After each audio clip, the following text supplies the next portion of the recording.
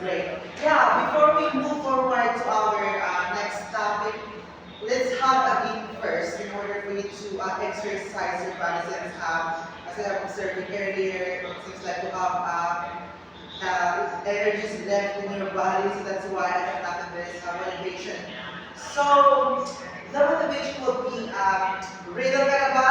Yes! Riddle Ready? na! So, this will be, we're going to answer the riddle that I'm going to provide. But first, I will divide you into two. This will be the group one and this will be the group two. So, you're going to have a Jack and Boy if we will go to answer the riddle first. Okay, here's the thing. If the presenter, the representer will answer the question, I will going to pick one that is here, and this will be an equivalent of the points. So, but here's the twist. In order for you to get a higher points, you just have to choose if you're going to lose or accept. So, it has an equivalent of negative and positive numbers. If those are, if you're going to pick positive, so that will be added to your score. And if you're going to pick a negative, there will be minus your score. So you're going to jump in for your first. Who will make you answer the question first? Ay, sabi sa akin ba? Yes, very good. So, Angel is 10. The question is, ready ka na ba? Ready na! Very good. So, the first riddle is, it has a case, but it only opens windows. It has a door, but you don't look through it. And it gives you most of the answer. What is this? It has a case, but it only opens windows. It has a door, but you don't look through it. And it gives you most of the answer. A. Laptop. B. Technology. C. Materials. Laptop. Very good. The answer is laptop. So you're going to pick one. Don't choose E. Open it. Open it. Open. Oh, no. I will be the one who will open it. But the question is, are you going to accept or Accept. refuse? Accept. So your score will be minus 1,500. Okay, next question for Mr. Bertuccio. Hi team, how are you? Very good. The question is, the riddle is, I speak but I'm not a friend. I teach and guide from start to end. In a classroom, we take my place helping students learn and embrace. Who am I? A. A janitor. B. A principal. C. A teacher. Very good. So you're going to pick one.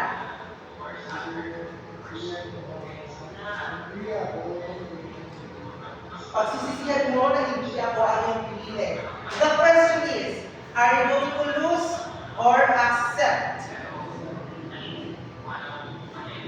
The score will be minus 1,000. So hindi nakakalam makabalik kayo po dyan. Next contestant. For riddle number 2. In classroom, I can be found helping students with music sound. I store information and aid in learning with brain and keywords. I keep things in turning. Answer. A. Technology. B. Immaterial. C. Teacher. Materials. Very good. Immaterial. So you're going to Natural. natural. So you're going to lose or accept it. Accept. Accept it. Your score will be therefore you still have a minus 500. Next question for riddle number 4 for Kim Bertuccio. Kim, the riddle is, in classroom,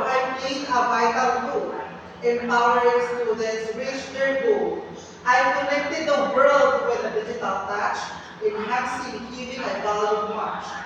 The answer: A. Technology. B. Teacher. C. Laptop. Wrong! Yes, Technology. technology is the right answer. So pick one. Don't choose me. Don't choose me. So the score will be. Oh my God! Real. That 100. Oh, That's that's 100. Yeah. So you have now still remaining negative 400. Last question for Mr. Bertuccio. In dance of knowledge, we both intertwine. One parts to other, thus we find. Together we grow minds bright and clean, and this dynamic, the knowledge is seen. A. Teaching and learning. B. Dancing and singing. And C.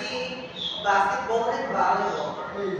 Teaching and learning, very good. So there's still, there is just remaining one. So I'm going to, if you, I just want to ask if you're going to accept this or Yes. I do accept it. So the score will be,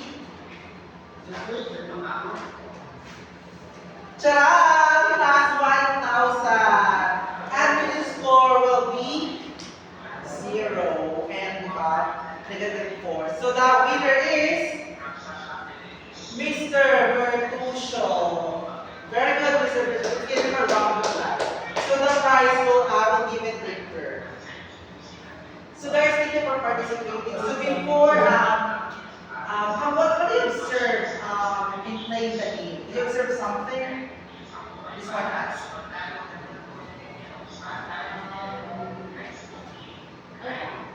What do you observe while playing? Ano po, nakakalito po yung mga choices kasi kapag pinili mo naman sa gift or don't choose, may hindi na-akmal yung mga prize base dun sa mga nakalagay sa Facebook. Yeah, because I know that in life there's always a choice. How about the answer, Mr. Bertuccio? Kung magbabasahan mo yung feelings mo, magbabasahan mo siya sa perwatahan ng nangyari sa pagsasabi. Very good. That's a good answer. But before we move to our topic, let's have the define first what is e-materials or electronic materials.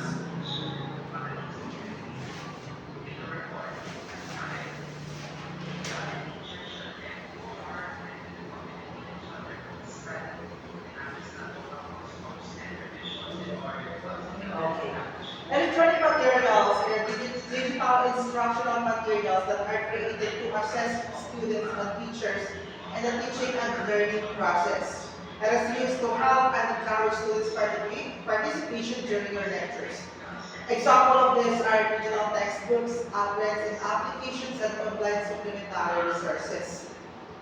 So going back before, we all know that we came from teaching which our teacher uses traditional materials.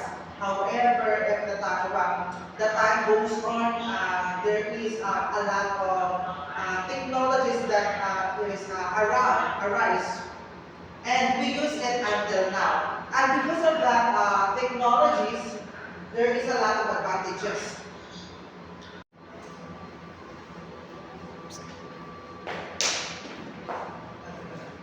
Okay, Mr. Bertuccio, can you please read the material definition? E-materials, digital instructional materials that create process, student, and teaching with the use of learn and knowledge, the student will participate during the lectures.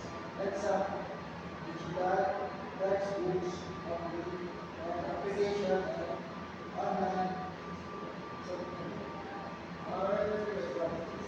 Very good. So going back before, since there's no technology yet before, we use traditional materials in teaching and learning process. So as time goes by, there is a lot of technology that has arisen, and we use it in the national learning process. So as if I'm going to compare with the traditional study materials, there is a lot of disadvantages. I would say that there is a lot of disadvantages in traditional materials, but we can say that it is not good enough in order to assist the students in teaching and learning process. So, with the use of A-materials, we can definitely say that there is a lot of advantages. It makes our time easier, it makes our time way shorter, and also, napapadali yung paggawa ng mga materials. And also, it is not lack of resources kasi nga lahat naman sa internet na. So, like for example, before, kailangan pa natin sumulat, kailangan pa natin magawa ng items sa traditional materials natin para sa pagtuturo. But with the use of electronic materials or digital instructions, naging mabilis with the use of PowerPoints, with the use of Microsoft Words, kung saan may mga link na tayo pinapasa, which is kung saan makaka-accept, what do you call this? Makakalink yung mga students natin kung doon na lang sila sasagot. Sir, dito siya yung basic requirements. Do you have any, Sa nagawa ko natin sa presentation, sa bawat kumuha natin improvement sa one year, sa online instruction. Kung sa traditional mas nakakabilis ako sa technology, kasi isang traditional na exam, kumuha ko na sa technology, yung resources natin, yung online platform, ano na siya, yes, very good. Kasi nga, di ba dati, pupunta ka tayo ng library para maghanap ng information sa dictionary. But with the use of technology, we can use it like searching into Google, different multimedia platforms in order to get information. So, mas napapadali sa atin, isang link mo lang, ano lang ang sagot.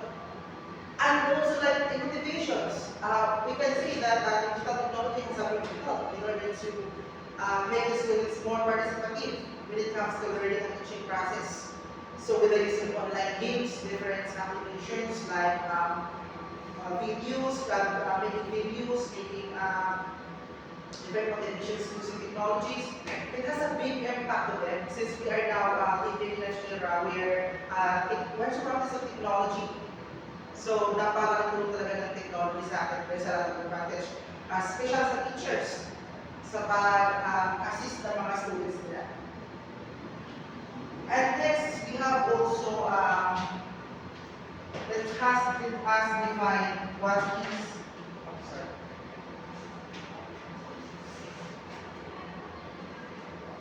technical teacher. So, Maloban, please read this one as technical teacher. Technical teacher. Technical or vocational education teacher is an educator who offers courses designed to prepare students for specific careers in technical trades. These instructors utilize their expertise in a particular technical field to help students acquire vocational skills necessary for employment or industry. Okay, very good. Pero sabi ng kanina, technical teacher or professional education teachers is an educator who offer courses in K-12 designed to prepare students for specific areas and technical things. So doon pa lang sa senior high school, sa junior, pinipili na yung mga bata kung ano talaga yung gusto nila in the future. Tapos, those technical teachers will help them to enhance their skills in using technologies.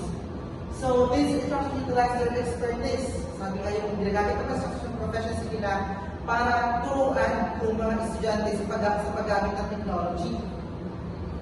In a particular technical field to help students acquire vocational skills necessary for employment for industry.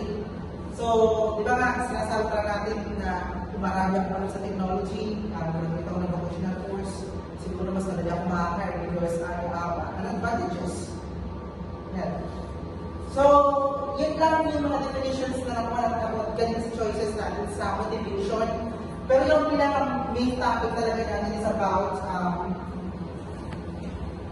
qualitative abstract coming from the research of Shaheen.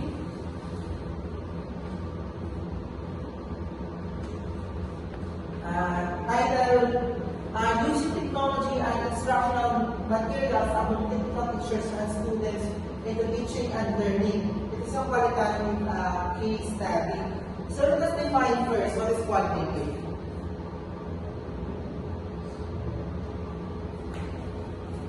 Sir, kung tama po, is qualitative research.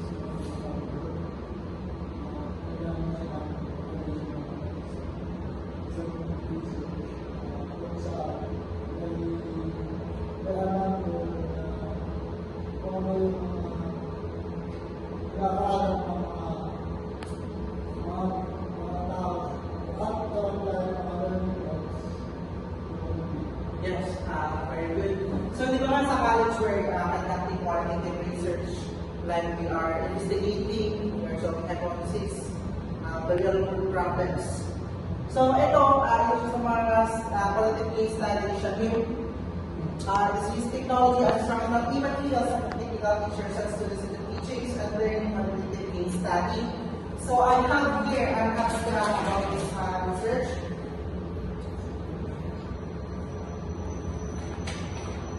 So, let's go.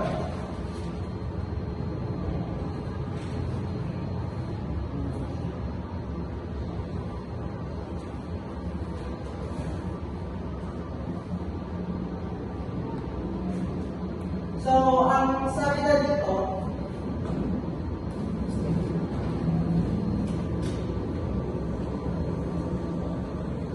the development of instructional electronic materials for electrical and electronic studies was developed by many companies and institutions. However, the quality of the designs and the potentiality to use as a tool in teaching and learning is still doubtful. Kasi nga, noon pa lang, habang bago pa lang kasi yung technology, syempre hindi naman masasabi na perfect siya. Pero may disadvantage. Kaya naging doubtful pa siya. Kasi nga, siguro, I'm not saying mali I'm not saying I'm correct. Pero siguro, ina-abuse yung technology. Kasi nga, di ba, bilis yung technology na bilis yung, yes, yun sa parang yung use ka technology. Para nagiging takot na yung tao maging professional. Parang uusaw nila yung isang technology parang hindi mo kaya. Parang sabi niya natin, yung technology na yung mga para. Yes, that's good. That's a very good point. So, tama ka naman ito yung sinabi ni Bertuccio is because of technology. Para kasi nagtatamad na yung mga teachers. So, hindi kasi nag-stick sa traditional materials, traditional materials at all, mas pinili na lang nila na maging gumamit ng technology kasi doon mas naging mabilis yung trabaho nila. So, which is wrong. Na dapat mayroong magtalang integration ng technology and ng traditional at technology in teaching and learning process. So, at iba pa, kasi sa paggamit ng traditional technology, baka pa rin nila alam kung ano mga ginagawa ng mga estudyante na yun. So, parang tinitik advantage nila yung technology. Yes. Parang mabuha ko kalalan. Ako din dahil sa technology, parang ang mga bata parang physical activities, hindi naman Yes, that's very good. That's a good point as well. Kasi nga, parang napalayo na tayo sa kinasanayan natin nung nagkaroon ng technology. So, hindi na tayo gumagamit ng yung mga, as you can see, as you observe yung mga motivation natin, is hindi na talaga siya pangilawak talaga na ginagawa natin dati, na ginagawa ng mga teachers dati, mga estudyante dati before. Ngayon, online means for traditional materials, for technology materials, technology materials, so which is wrong. Dapat gumamit nila yung mga bata sa mga nakasanayan nila. So dapat there's always an integration of traditional and technology using materials. So sabi pa dyan, yung reason lang naman ng research na to is para maintindihan ng teachers or ng mga instructors kung paano gagamitin yung technologies in teaching and learning process. Sabi na, using of, the aim of this research was to understand the using of technology and instructional aid materials among technical teachers and students in the teaching and learning. So, our case natin methodology had been used to collect and analyze the data regards to similar activities of interview, analysis of documentations, and observation by researchers. So, yun yan sa aluan na, di ba? Definition ng cognitive. We investigate para malaman natin kung naging matagumpay ba yung paggamit ng technology in teaching and learning process. The research was done to establish technical tools in Malaysia, which involved some students and teachers in school. Of course, there's always a respondent. Kasi hindi naman na dapat nila yung gusto mga respondent, di ba? The finding shows that using technology into teaching and learning was preferred by technical teachers. So, naging positive yung result na naging mas mapadali nga, mas naging mapadali at mas naging maayos yung teaching and learning process nila with the use of technology. And students as well. And electronic materials as a tools which will be enhanced to understand the subject. I'm sorry. May katulong pa siya.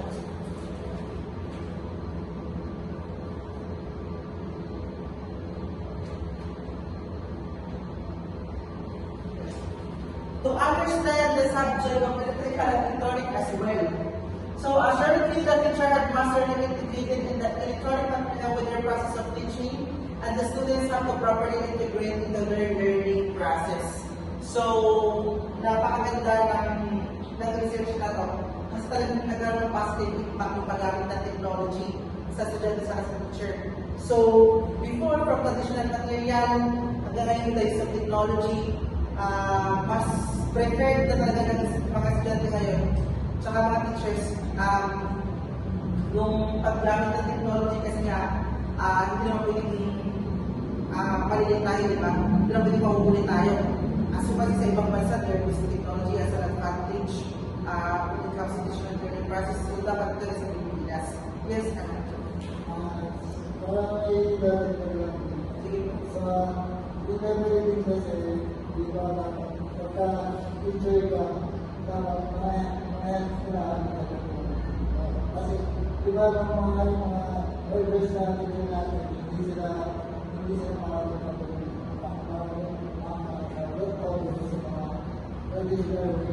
tapos, kung mag-agal ka sila natin, parang mahihirapan sila. Kaya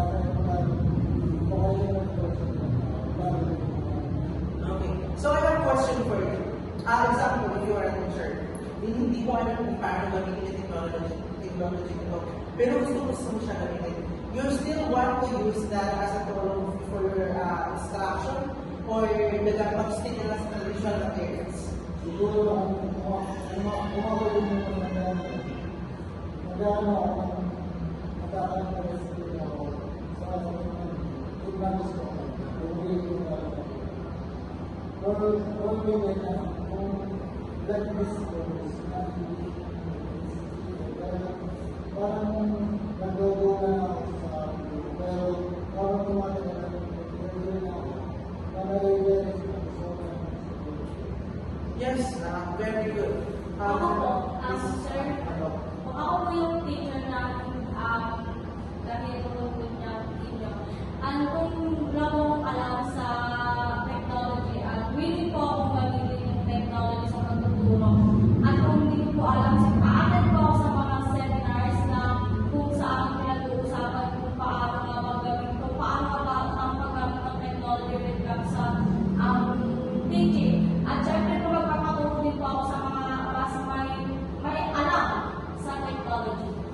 very good. Tama naman yung mga sagot niyo, no? Kasi nga sa school, there's always a collaboration sa teachers. Hindi lang sa students. Hindi lang sa teachers and students. Sa paggamit ng technology, there is also a collaboration from teachers to teacher. Di ba may mga ICT teachers tayo? Kapag hindi alam ng isang teacher na kung paano gamitin yung technology na to, you can ask sa mga ICT teachers. With that, natulungan sila kung paano ba i-process or paano ba gamitin ito sa pag-assist ng teaching and pagtuturo sa mga estudyante. So, that's all guys. I'm not saying lang naman here na hindi na important yung traditional materials kasi nagkamit ng technology. Mas naging prepared na talaga ng mga teachers na yung technology kasi we are like, when you see it, it has a big advantages to us. Pero, as a teacher, we should always remember that there is always an integration of traditional and electronic, technology materials. Yes, after. Yung sa center, kung ginawa yung technology, tapos yung Yes. yung parang nag-buy na yung hindi mo wala na. Yes, very good. Yes, very good. That's good. So, dapat nga tama lang sinabi ni Bertuccio as a teacher, hindi na dapat mag-iin sa magamit lang. Dapat we learn also how to use it properly. Di ba may mga nililid naman tayong mga nililid sa paggamit ng traditional technology materials. Hindi lang dapat na as a teacher ikaw lang nakakaalam, dapat share ko sa students para magaling mo yung mga students mo kung paano gamitin na tama yung technology. So that will be all for tonight and hope that you'll learn a lot from my topic and we'll see you next week. Thank you guys. Have a good night.